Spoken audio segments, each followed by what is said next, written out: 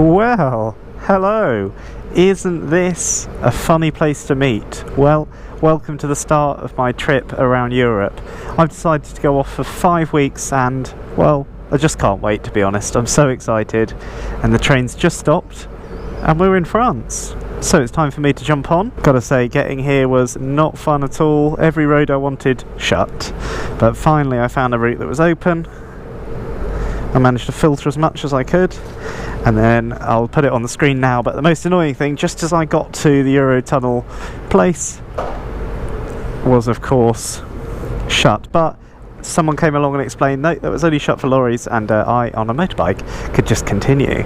I am so excited. Now, originally I was actually going to go to Morocco, but the trouble with that is, Morocco's still shut. So I figured rather than hold out hope for something that wasn't going to open, I'd just pick a location that was. So I found Europe, of course, and originally I was just going to go to Germany, and then I got some work cancelled and I ended up just saying, well, I've got a 5-week gap, why don't I go all the way to Greece and back? So welcome, and that's kind of a little intro as to what's going on here. Big question, where am I off to? Well, I'm off to France, obviously, and then tonight I'll be in Belgium, and then after Belgium, I go to Germany, and then after Germany I go to Switzerland, after Switzerland I go to Italy, and after Italy I go to Greece. And here we go. Oh, lovely and sunny, very crisp indeed. Let's roll. Oh, and I'm actually in the fast lane. That's another thing to get used to. So I should say I've been to France and Spain before. I chose not to film it. I did have this bike at that time. I went in September and October sort of thing. This is where I stopped last time, and I decided now was a good time to faff with all my clothes and my sat-nav. Well, of course, I've learned now, that's exactly where I stopped just there. I've learned now I do that all on the Eurotunnel. So yeah, so the plan for tonight, we're going to head over to the Netherlands, and after the Netherlands, oh, it's windy, speaking of the Netherlands, after the Netherlands in the morning I'll head back into Belgium, and we'll try and get down to Gent. Right, here we go, first roundabout, give priority to the left, which is bizarre. Oh god. And you actually go around here. So one thing about the sat-nav is it's changed automatically the time, but it doesn't change to miles but it doesn't change to kilometres. Now you can actually make your sat-nav change to kilometres instantly as well. When you go into the settings and you pick units, you can actually pick at the top and it'll say automatic. And that seems to work, but I forgot to leave it in automatic mode, so I had to go and change it manually anyway. So this is Calais, not anything scenic at all, and remember, we're in France now, so there you go. So this is the D304, and again there's not much to see, so I'll probably edit most of it out. But I just wanted to say hello, welcome, and well, I'm off on a trip, and here it goes. The reason I'm recording this as well is just to say that if you get some time off work, you know, just go for it. You know, stick a tent on the back of your bike and just head off, really. Like I'm obviously doing a bit more of an extreme version because I'm off for 5 weeks, which still does not feel right to me, but there we go. How cool is that? So tonight I've got a little B&B booked, and they were very relaxed. They said after 6 o'clock just let yourself in. There's a key and an envelope, so not really in any rush. I wasn't hoping to arrive at 10:30, but there we go.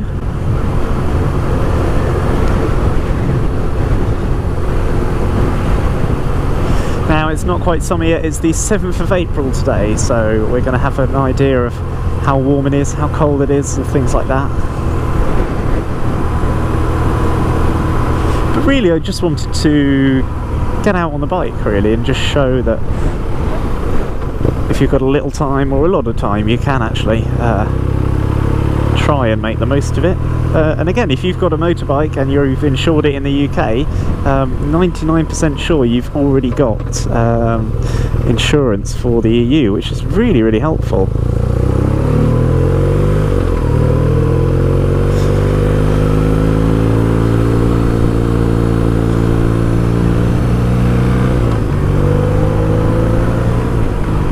Really just getting used to the bike. All day the rear bag has been shifting, so when I turn around the corner the weight of the bag has shifted over, which has obviously been quite weird, but now that bag is rock solid, so I need to remember how I did it up on the train, and I need to do it again and again and again. Alright, needs to stop. Any French free fall? No. Now, of course, you are all getting on the train at the same time, but I've got no idea where everyone goes, because they were all in front of me. I looked up and they're all gone. So it's just me and the locals. So when it comes to food on the trip, I'm looking forward to just eating as much local food as possible. I really do like to try the food of the country I'm going to, and that was a big thing for me why I travel solo, is so that if I want to spend 45 minutes at a restaurant having a paella, I don't feel like I'm holding anyone up. Of course that won't be my normal everyday thing. Most of the time I'm hoping to just get a little panini or a little Slovakia in Greece, but basically, yeah, I'm very looking forward to really just trying out all the local delicacies. That's so strange. So there's petrol in 4.7 miles, and if that one's shut I'll turn back on myself and go to that one that we just passed.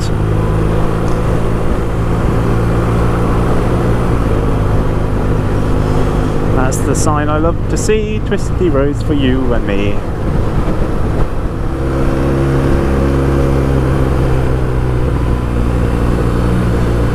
So if you're wondering what bike I'm riding and you didn't spot it on the thumbnail, well, I've got a BMW R Nine T. This is the Urban GS edition. And I have since tested the big GS, and I can tell you, well, it's a lovely bike. But so this has got this standard exhaust, and it's been freshly serviced as well. I decided to put aluminium boxes on it. I had a nightmare last time I was on my trip. The heat from my exhaust popped the corner open, which meant my camping chair was sort of just hanging out the bag, which was very, very weird indeed. So it was very weird and very annoying, to be honest, as well with you. So I decided to abandon the idea of soft bags, and I have instead gone for metal boxes. So we'll see how we get on. Obviously I'm noticing the weight, so I weighed everything in and out of my boxes. So what's in the box weighs the same in each box, and the boxes weigh the same as well. So currently at the back I'm quite well balanced. Of course over time I'll be drinking the water. I've got some camping food in there, so I'll use that. I'll use up the camping gas, so that's a kilogram. So I will be a bit one-sided, but of course I can just fix that with a quick water bottle or two. But for the most of the time I should hopefully be fairly well balanced.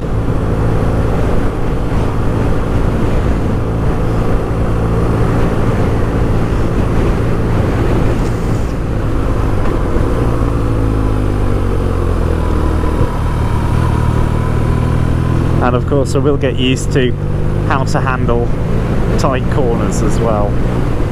But this is my normal riding style, nothing very rushed, just sort of relaxed. I sort of just bimble along where I can, really. I try to avoid motorways, although having said that, actually the sun's going down already, so what I'm going to do is probably continue on these roads a little bit more, and then I'm going to swap to motorways and see how much time I'd save if I was on the motorway. So it would be boring watching, but I just thought I'd get my first thoughts out and on the camera. Now I think we're going to stop for petrol as well, actually, while we're here, to be honest.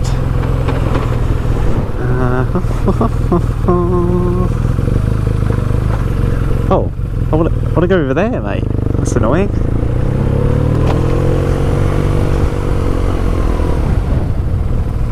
Now, is this petrol station going to be open? It says 24:24, which normally means card payments will be accepted. Perfect, right, let's get on with it. Right, I'm going to try and fill up with fuel and let you know how it goes. Holy cow, 24 euros. It's gone up about 5 euros to be honest, but that went much better than I was hoping for, and I've got to say it's getting a bit nippy actually, so I am here to just zip up my jacket. But there we go, that went well. I've got a normal UK bank account card. When I travel I use my Santander account. There's nothing special about it. And that probably cost me about 10p plus the actual price of the fuel as well. But I got loads of cash out on the off chance that I could just use cash whenever possible. But there we go. That was my first successful fuel stop, and that should get me all the way to where I need to go. Show you on the map. So we're not that far from Dunkirk really, so I thought we'd get to Dunkirk, and then from Dunkirk I'd stick us on the motorway and we'd just blast home. But I just want to get a quick few photos at Dunkirk, pay my respects, and continue onwards. And one thing I always do with this bike, because I don't have a fuel gauge as no R Nine T does, I always reset the trips as well, and one day I'll fill up my fuel can. Fantastic. So one of my things about coming abroad is you should always have some cash and a card. The second thing is you should always just assume things are going to be shut when you need them the most. French people, my experience of France before is that they don't really like opening their business during the day. Right, so like your local Sainsbury's, right, that opens at 8 AM and it'll shut at 11 PM. Well, in France what they love to do is they'll open and then they'll shut at midday, and then about 3:30ish they'll reopen, right? So if you think, oh, there's a shop there, I'll just go and get some lunch, often, a lot of the time, what I found in France is if it's a sort of universal shop, or even if it's just a little unique one-off shop, a lot of the time they do have a massive break in the middle of the day for some reason. So I still don't understand it, I can't question it sometimes, but there you go. So my next bit of advice is not to pack too much. Now I think I've got my packing for this trip just right. I would have liked a little bit more space, but that's always the way. I think I've got my boxes just right, and I've got enough luxuries like a air mattress and an air pillow for the camping, but I've left the camping chair at home because I just don't think for 4 out of 5 weeks when I'm not camping it's worth lugging around my little camping chair. But I should say as well, I'm not much of an expert really in any of this going abroad. I just figured I've done it for 2 weeks and I'm just starting my 5-week adventure, so I just thought I'd say all the simple things that I wish I knew at the start to someone looking at doing a journey like this. And the other thing is, take the Eurotunnel, don't bother with the ferry, right? By the time you get up onto the deck on the ferry, you've arrived on the Eurotunnel. It is one of the sleekest journeys I've ever had on the Eurotunnel, and that's another very smooth one I've had. And as well, if you're booking the Eurotunnel and you miss your train like I did this morning, the people, they don't care. As long as you're polite when you turn up, they literally couldn't care less what time you're actually meant to be on your train. And weirdly, no one asked me about COVID, so I could be totally unvaccinated, and they didn't ask. Maybe it's because the UK have pretty much relaxed now. That was again one of the sleekest journeys I've ever had getting into France. So thank you Eurotunnel people, that was so smooth and much appreciated. So again, it's 8 o'clock and it's 11 degrees, which is about right. Hopefully it doesn't go much colder, but I've got to say I'm perfectly warm. I probably wouldn't go camping tonight.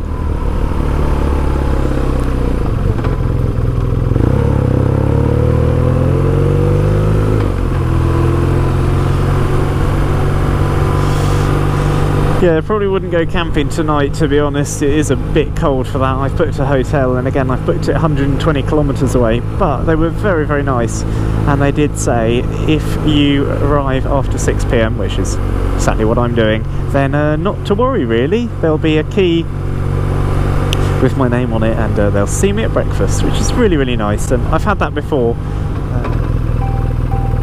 Bing bong bing. My front-facing camera, well, when they serviced my bike, they took my GoPro mount off. Well, they haven't put it back on, so I don't have a front-facing camera mount at the moment, which is particularly annoying. Okay, good. Bonjour. Bonjour. Yeah, I need to learn a bit more small talk in French. Bonjour. Yes, it's a BMW. No. Yeah, that's me. Yeah. No. Yeah. Okay. That was the worst turning I've ever done. So we've got an hour and 10 minutes, and again I had hoped to be here about 5 o'clock, 6 o'clock, but anyway, it is actually only 7:30, but because of the time change, of course we're in French time now, so it's 8:30. 95 kilometres, it's saying an hour and 5 minutes, so I think after that I'll be just ready for a little bit of food. And another thing about being abroad is a lot of the places don't even open till 8. So actually, if I get there at 9:44, they're probably just in the middle of dinner service, because I found a lot of foreign restaurants again. They don't open up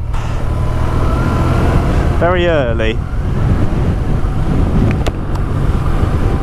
Now, I was hoping to put the earbuds in, but I thought, well, I'll do a bit of night riding just to see how my camera copes at night, and also I'm going to watch this video back tonight in the hotel, probably not in its entirety, but I'm just going to use it to check out the camera mount, check all is good on that front. Of course, if this was summer, it would still be light and I'd be getting there just as the sun went down, but it's only April. So I've shot all my vents now, and I'm just getting snug, ready for the motorway blast. Well, hello, I've made it to the first hotel. It's about 10 o'clock at night. I got here about 9:30. I was hoping to be here a little bit earlier, but I didn't get on the train till about 3 hours later than I'd hoped as well, so all a bit delayed. But no, really great start. This is my room. I'll just flip the camera around and I'll give you a quick tour. So I've just got something on charge here, more details on that later. I'll explain what I've forgotten and why I'm having to do that. And then this is where I've dumped all my stuff, so boots, trousers, jacket, and then a tank bag and toiletry bag and my gloves. That's my clothes bag. I just pop that off the back of the bike every night. I've got a tea on the go, and then there's the helmet. I've just changed the camera battery, so that's all ready for tomorrow. Lovely, got TV, nice double bed over here. I think for 40 quid a night, I think this is an absolute bargain. Show you my ensuite. Yeah, pretty good. Pretty good. I think, yeah, £46 a night. No, £40 a night. Very good indeed. I've just realised I totally forgot to say why I'm having to charge my cables on the wall like that. Well, I've brought loads of cable, but I haven't brought a single plug. That has a USB in it, so thankfully my drone charger has 2 USBs and my power bank has 2 USBs as well. So in the next few days I am on the search for a USB plug so I can actually use some of these cables. So my power bank will be great, it'll get me through a few days, and then that's a bit awkward, isn't it? I've got the MacBook charger, so in the nights I suppose I could just plug into that in the meantime, but I did quite like just loading up all the wall sockets with all my various power banks and GoPros and stuff, and just leaving the MacBook for only data transfer because it charges things really slowly. Anyway, bit awkward. I've got enough battery and everything for now.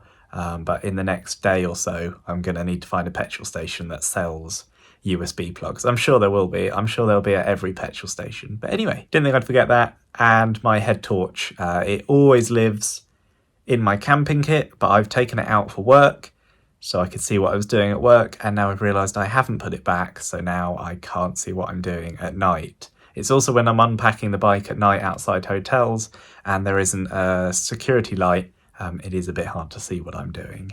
Anyway, small things, and I'll see you tomorrow.